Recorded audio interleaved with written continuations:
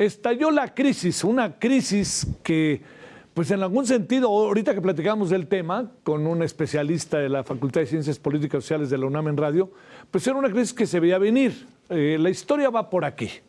El presidente Yoon Suk Yeol declaró la ley marcial de emergencia y el ejército salió a las calles.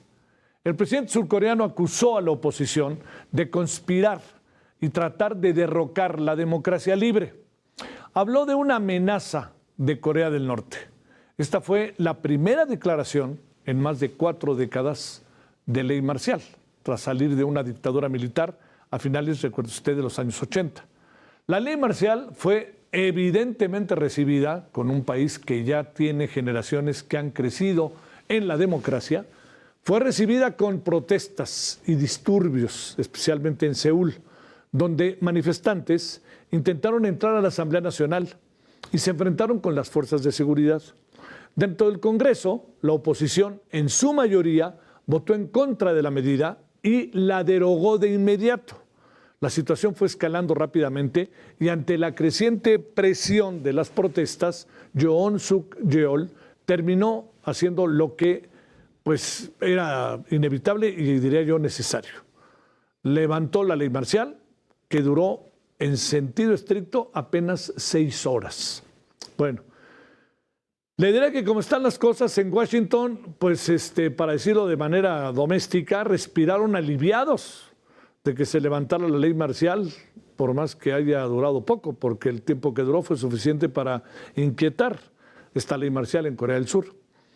Estados Unidos, que depende de Corea del Sur como un aliado estratégico clave en Asia, especialmente frente a la creciente influencia de China y la amenaza nuclear de Corea del Norte, vio, como se sabe, con enorme preocupación, cómo una crisis interna podría desestabilizar un socio crucial en la región. Bueno, hace rato platicamos, en verdad, nos dio una muy buena perspectiva la maestra Natalia Rivera Ángel. Ella es profesora del Centro de Relaciones Internacionales de la Facultad de Ciencias Políticas y Sociales de la UNAM y aquí viene el cargo que la ha hecho especialista, es coordinadora del módulo de estudios sobre Asia.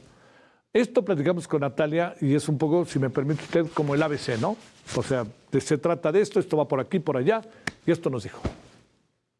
Hay que recordar que quienes estuvieron gobernando en el pasado fueron las Fuerzas Armadas y esto implicaba restringir las libertades fundamentales de la sociedad, no había derechos políticos, tampoco había derechos humanos, no había elecciones.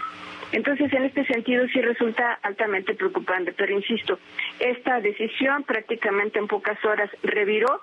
Y bueno, esto pues aparentemente podría darnos un respiro. Pero sí, hay muchos elementos que sí nos hacen pensar que esta democracia que tenemos en Corea es bastante frágil. Oye, ¿en qué consistiría la ley marcial, Mira, una ley marcial generalmente son medidas que se toman para, por un lado, evitar que la población salga a manifestarse en las calles. Ajá. Y aquel que sale a manifestarse en contra del gobierno, pues puede ser encarcelado, puede ser arrestado. Eso por una parte. Pero la otra parte también que tenemos que considerar es que una ley marcial implica que hay un retroceso en términos de la democracia. ¿Por qué? Porque los partidos políticos pueden dejar de operar en un momento dado, no puede haber asociaciones de ningún tipo y hay un control muy fuerte hacia la sociedad. Entonces hay restricciones a las libertades de las personas, no pueden salir de sus casas.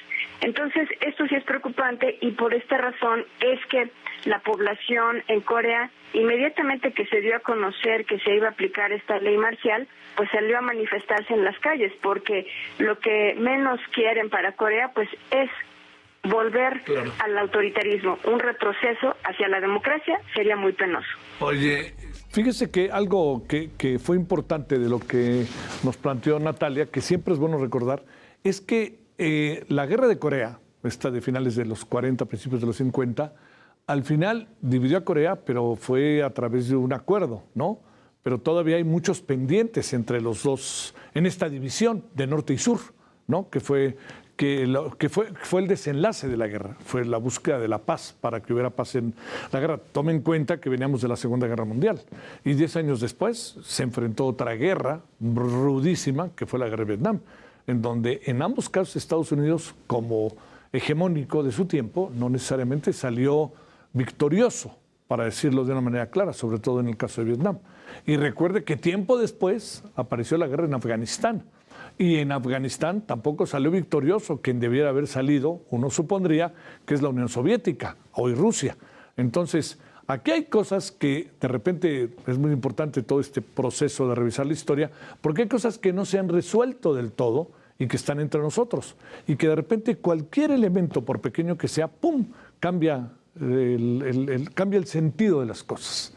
Y esto un poco es lo que pasa en Corea, en Corea del Sur, porque si algo es tema en Corea del Sur es la influencia constante que se dice, se asegura, cada vez va teniendo Corea del Norte entre algunos sectores de Corea del Sur. Y se ha de imaginar que en Corea del Norte, si algo no quieren, es que se acerque Corea del Sur. Y viven uno junto al otro, porque son al final el mismo país. Así que veremos qué es lo que sucede, pero sobre todo lo importante fue, créame que fue noticia, pum, sacudió al mundo auténticamente, pero ya que se resolvió, de cualquier manera hoy vienen muchas cosas pendientes, pero ya que se resolvió, la verdad, como lo decíamos hace rato, Estados Unidos respiró tranquilamente porque es su gran aliado en Asia. Y ahí a la vuelta está China, ¿eh? Y es, como sabemos, hay muchos asuntos pendientes que incluso algunos nos rebotan, como usted lo sabe, en el caso chino.